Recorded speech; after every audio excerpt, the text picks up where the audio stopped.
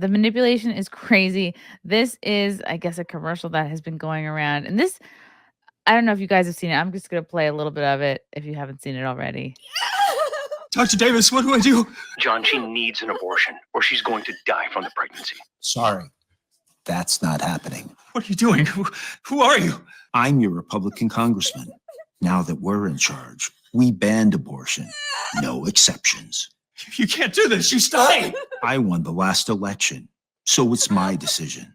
But don't worry, you can still have children, just not with her. Like, so this is like a non-situation. If you're, Wow. I don't know, have you seen this before? No, it's the first time I actually seen it. Oh I mean, my I God. saw it on social media, but I Yeah. didn't try to see it. If Yeah. you're like bleeding, or you should rush yourself to the hospital. You shouldn't be like on the course. floor of your living room figuring it out. So I just can't imagine a Yeah. scenario. And you should be up on your OBGYN visits. Like, most of the time, if you have an issue, like early in your pregnancy to look out for. It's this is just like, I think, a non-scenario, or they're banking off of like the most rare scenario where you have like, the baby isn't fit to carry to term, and I mean, like, you have to like, pass it through or whatever. Maybe you need a little bit of help. But that's such a rare scenario, and they're scaring girls and women with commercials like this to think like, well, this is just such a common occurrence that if you don't vote for Kamala, you're gonna die on a Persian carpet or whatever. Right.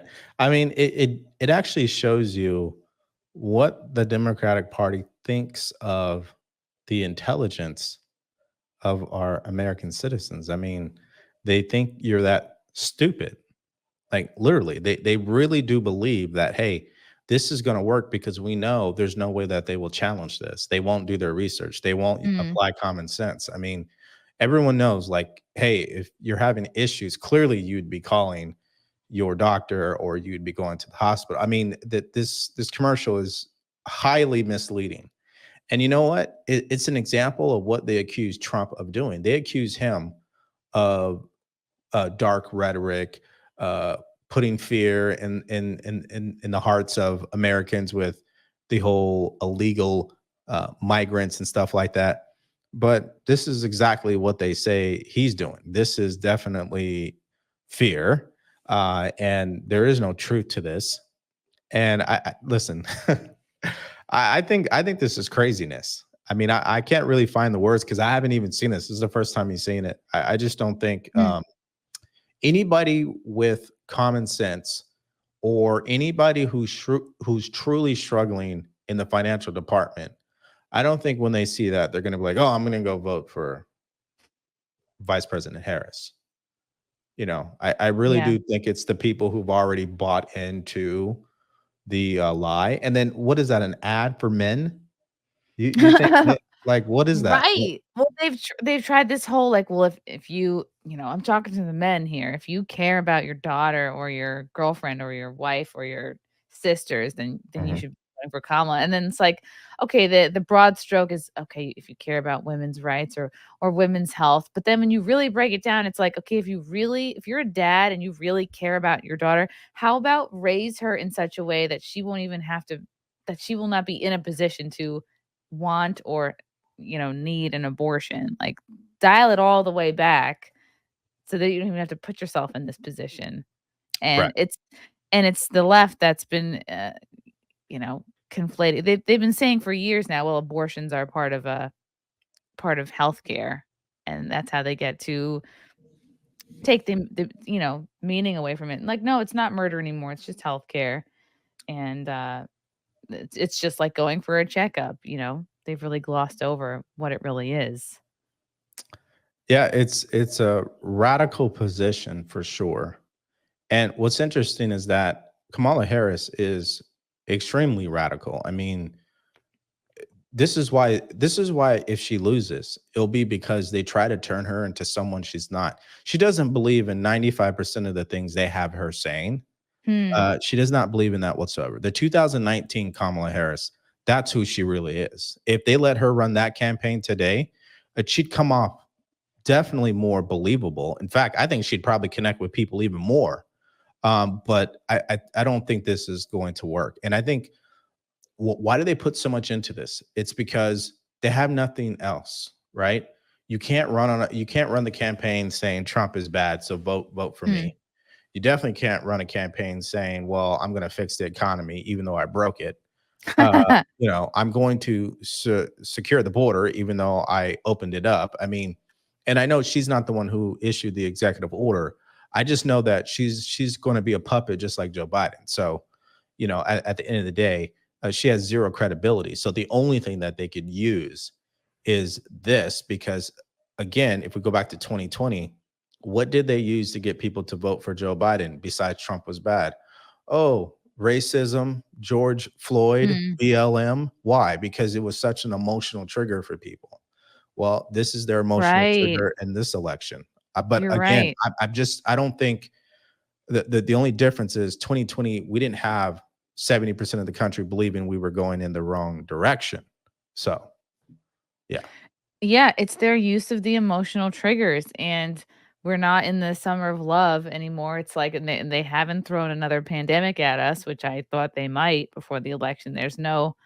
Everyone's kind of been waiting, almost like this. Okay, I feel like since September, people have been like, okay, what is something big and scary going to happen? Is the internet going to go down? Is there going to be another Wuhan bat flu? And now the drudging up of the abortion topic, it just seems like it's just not enough. I've been saying, if like your life is so good that you have like just the luxury to worry about abortion, like you're doing pretty good. And that's why I think it's skewing mostly to these young, like college educated women that, that's the demographic Kamala's doing the best with, is like women under 30, Mhm. single, college educated. And it's like, if abortion is your biggest worry, you're doing pretty good in life. Okay. If the price of groceries isn't bothering you, if you're not walking around your city feeling unsafe, that you're gonna get murdered by an illegal, like, yeah, you're doing all right.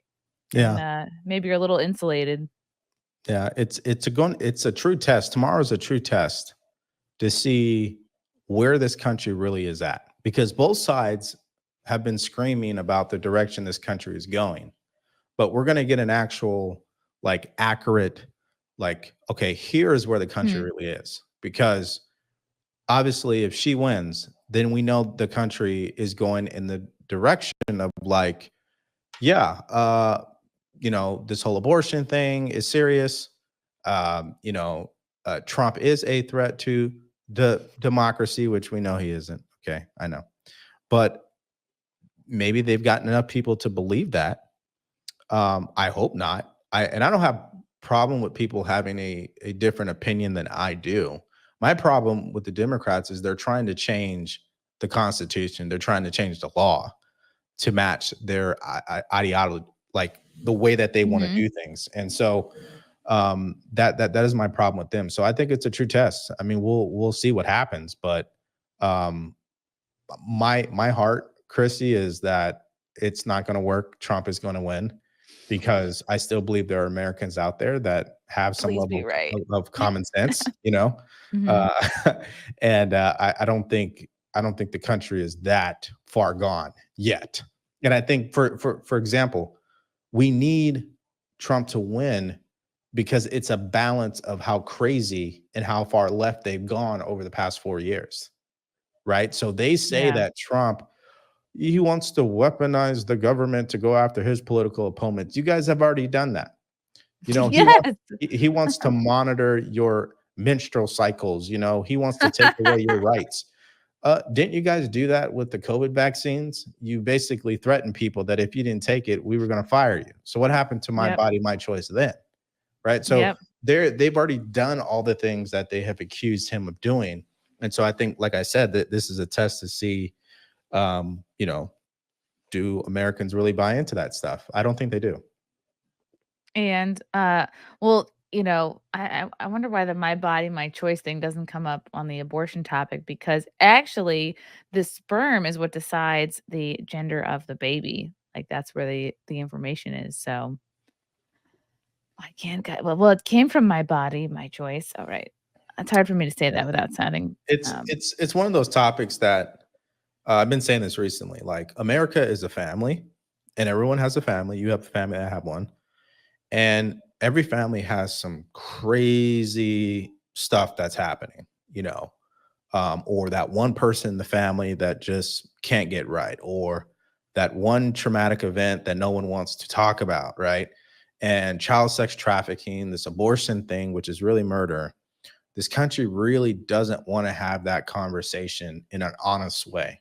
They've been using fear tactics to have that conversation, which is pretty sad, because who's speaking for the babies who can survive outside the womb? I mean, this is what I don't get.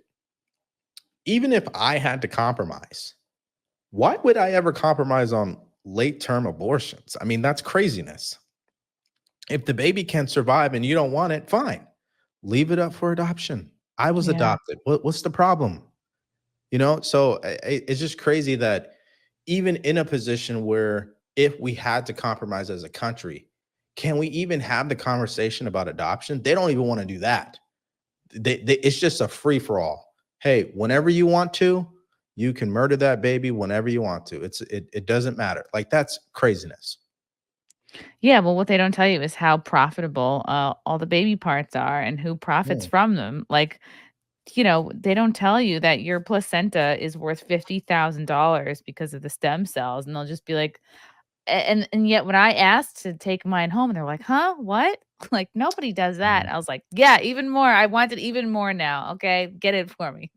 Right. And they had to I didn't know that. $50,000? $50,000, and Oh, not like you could sell it on eBay or something, but that's what they right. can get from uh just harvesting it. And yeah, they make you do, I think, several like blood tests. I think it's for hepatitis, and then you got to provide your own little cooler.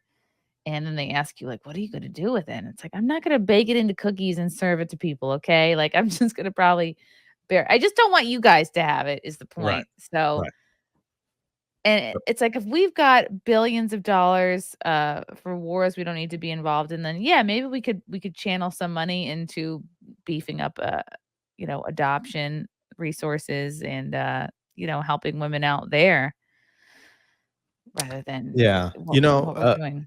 Yeah, for me, Chrissy, the what's interesting for me when I have to talk about this stuff is, how could the Democrats be the party that really cares about women's health when the Black community is the number one leader in abortions? Like, make that make sense. Make it make sense where you're telling, we want to protect women's rights, but you allow men to play in women's sports. And not even just this is speculation. You guys tried to change Title IX. You tried to change the law that would make it legal for men to play in women's sports. So, it's too far gone to the left. And I just think that there's a cause and effect in life. There are seasons in life, and I think the season of craziness has come, and now the season of common sense is going to make its debut. And I think that is where we are. I mean, think about it. You had George Bush, right? Which is just all chaos. And then housing crisis takes place. Obama comes in. He tries to bring what? Peace. Okay, things kind of dialed down. Things didn't really improve, but it wasn't as chaotic as it was when the housing crash happened in 2009. And then what happens? Then Trump comes, and then Joe Biden. And then now, is it going to be Trump or Kamala Harris? I would say Trump, because he's the opposite of Joe Biden. I think our country has a habit of going back and forth, especially when policies have affected like the daily stuff, gas, electricity, cost of living, things like that. Yeah, and plus it's like a two-party system, so I feel like it's always gonna be feeling like we're going back and forth. Oh, Celine, thank you for the super Yeah. chat. I already voted early for Trump in person. I feel like a minority as a woman because I've loved him since 2016. Good for you, Celine. It took me till 2018 to get on board, but you were smart and you got it right away. Good job, Celine. That's a cute dog too. Celine, again, it's sad that a lot of women seem to only care about abortion. They sound crazy how unhinged they talk about it too. Well, it's fear. It really is fear. Because I remember being college aged and in my 20s, and it's when you're more thinking about that. And a lot of it manifests from how they think about men. And if you're choosing if you're choosing bad men you don't want to settle down with and start a family with, you're going to be more open to the idea of an abortion because you just are so afraid to be connected to the poor men that you're choosing. And there's something about creating a life with somebody that really makes it real. And if you can just toss that away, if you can undo that, then it's almost like your decision isn't real. Like you're still living like in la la land, and you can still like fuck around and none of it matters. And Well, it's there's hard. yeah, there's zero accountability, right? Um, and what's interesting is that if if she wins, that will mean that it's women who have decided who the president is. And if that takes this country off a cliff, then it will be women who will be to blame, unfortunately. And I only say that not as a dig at women. It's just that even if we talk about gender, even on the men's side, we have this problem. There is a epidemic of men who are just soft and weak. They don't want to work their asses off on anything. They don't want to take any risk. They don't want any leadership or any level of responsibility. And that's a problem in this world because we need strong leaders. And then on the women's side, we have a lot of women who are buying into this mentality of like, hey, if you come in last place, you should still get a trophy. Or, they want to be politically correct, or they want to push this abortion thing, which is really a manufactured problem. This is a first world problem, Chrissy. Think about it. You think people like in Brazil and all these other countries, this is what they're struggling over? Absolutely not. Right. It's funny that in America, this is what we are having to debate over, when really we should be debating about our economy, our border, our companies, businesses, education, our children. That should be what's 95% of our energy, not this. And again, I only say men and women because both men and women are playing a role in this election. It's weak men who will support this whole, well, we need to elect her because she's a woman. It's time for a woman. Why can't we just elect someone who's going to do the best for our country? Why do we have to make it about skin color or gender or any of that? Why not just make it about who's going to get the job done? And so, yeah, that right there is something that I'm if I'm worried about anything, it's kind of that dynamic. Like, how far gone are we when we talk about the cultural war or the gender roles that seem to be so controversial in our country today? How much is that going to bleed over into politics? Right. Because I think that is where we are. Like, if you go back 4 years ago, it was dating, right? All that stuff, a red pill, and it was a little viral and stuff. But now it's like it's in politics. That's what this election has kind of turned into. And I hope that's not what decides this election, of course. When people talk about like the difference over the decades and now, we've seen all the memes with like our parents and our grandparents, like, oh, let's buy a house. And then they fast forward, it's like millennials like, oh, I can't afford a cup of coffee. It's like, I think it's because I think abortion is a big reason for it. It's almost like abortion is the marker, like how comfortable we are with abortion and how comfortable women are getting abortions shows just like, yeah, this is the thing that kind of keeps us as a generation from growing up. Like if we have fewer, it's like, yeah, maybe because women will fight harder because it's like, I'm not saying this well, but I think it's like, I think women are trying to just avoid, a certain type of woman is trying to avoid just facing consequences. Yes, it's a certain Like type. you want your decisions to just not matter Yeah. going into your 30s. You just want to like, there's freedom. And then there's like, okay, for how long are you going to fuck around and not really find Right. a path and not really fulfill your purpose? Well, life is all about, or part of life is definitely about trade-offs. So if you forego like wanting to be married and have kids, you're trading what? You're trading that opportunity of finding the right guy who may financially be able to help you or support that type of lifestyle. If you wait too long, and there's plenty of that whole conversation online, that has been debated to the end of the earth.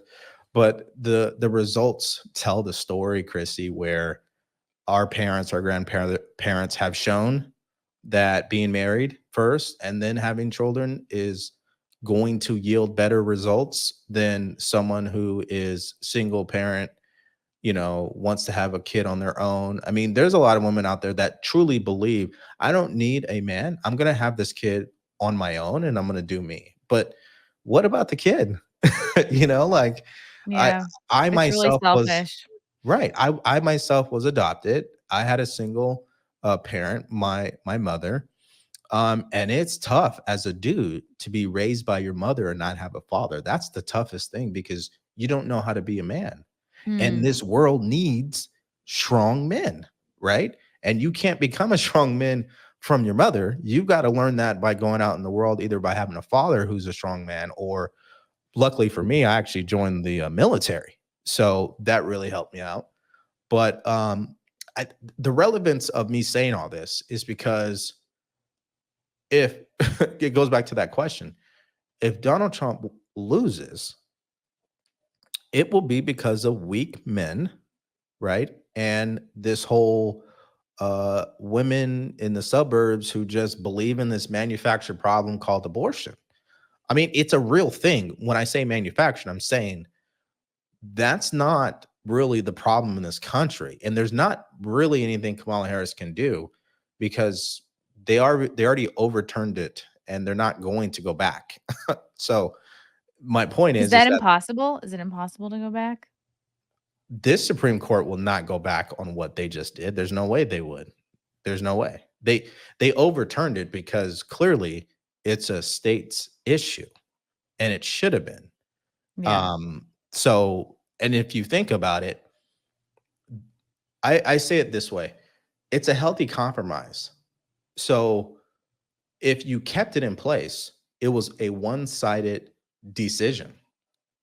By repealing it and sending it back to the states, it's now a compromise on both sides. Meaning, if you want to get abortions all day, then you can go to California, you can go to New York, you can go to all these states that support it. If you don't believe in that stuff, then you can live in a state that doesn't believe in it either. So it's an actual great example of a democracy where the voice of the people really have a say in it.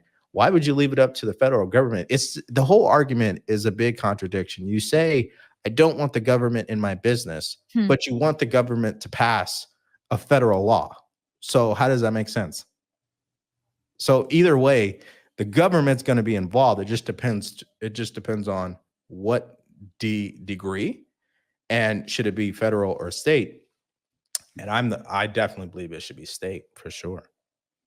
Right. And the left has done such a good job of just solidifying the notion that like, yeah, the government get the government out of a woman's body. She should make her own choice. Yet if you want to go to Planned Parenthood and get yourself a cheap abortion, who do you think is paying for that? Do you think the government's not involved in that? Right. And it goes back to, well, the government shouldn't be making decisions when it comes to my body. Well, where was that outrage during COVID then?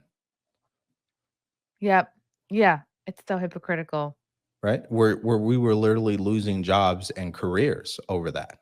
I think that is, something that we should learn from, right? So it's a tough thing. It's a conversation. It's a topic. Like I said, if this was a family, it would be that topic that no one wants to talk about at the dinner table, because as soon as we start talking about it, it turns into an argument, right? Mm-hmm. But I just think that I think this country would be better off with a compromise, which is where we are now, than a ban either way. Because if they return it back, right? Let's say they, like you were asking me, is it possible? It's possible, but will they do it? I don't think so. But let's say they did do it. Well, will it be the way it was, or will they go even more extreme? Meaning, if I'm from Utah and I own a Catholic hospital, do I have to make sure this woman can get an a abortion, even though religiously I don't believe in that? We don't support it. Like, how far will they go? Will they mandate these hospitals to do it, even though it's against their religion? Right. So that, again, that's what I'm saying is it's not federally. It just doesn't work for the country. I think state, it's a healthy thing. Yeah, I think so many people just don't truly understand the issue, and they just get kind of brought in by just fear and like, oh God, I'm going to lose my freedom. I'm going to lose my ability to just live consequence free. Right. Very interesting, but kind of sad. It's funny that you're from California, I'm from New York. It's like the two places that you can get your late term abortion. Hooray! Right. Mm-hmm. Like, Yeah. why is Roe v. Wade so important this election style? Is it because it was just recently overturned, or is it because like the Dems just really they don't have their yeah, primer of love? I think the answer we'll find out tomorrow, like how Yeah. important, of course. But I think 2022 was a sign that definitely it's a legitimate issue, where if you leave it up to the people of a state, maybe they see it differently than what you might initially think, right? There were Republican states that actually voted moderately on this issue, and people were not expecting that. So we'll find out tomorrow. But again, it's an issue that has been amplified by the machine, right?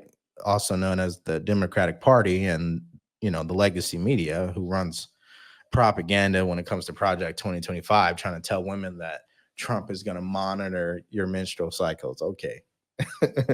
It's funny. They speak to, like that video you showed me. They speak to people like we're stupid or something. Like, there's 3 branches of government. Everybody forgets this for some reason. Yeah, they really do think you're stupid. Yeah. I think we're all dumb. Love you guys. Thank you for the chats. Thank you for the comments. I will see you guys tomorrow. Bye. Bye. All right. Love you guys. God, I don't even want to leave. This candle smells so good. I don't want to leave. All right. Love you guys. Talk to you soon. Bye. Love you all. Join the Discord. Feet. Love you all. Wow. You guys are awesome. Love you, get it. Bye, guys. Bye. Now I'm really leaving. Love you. Bye.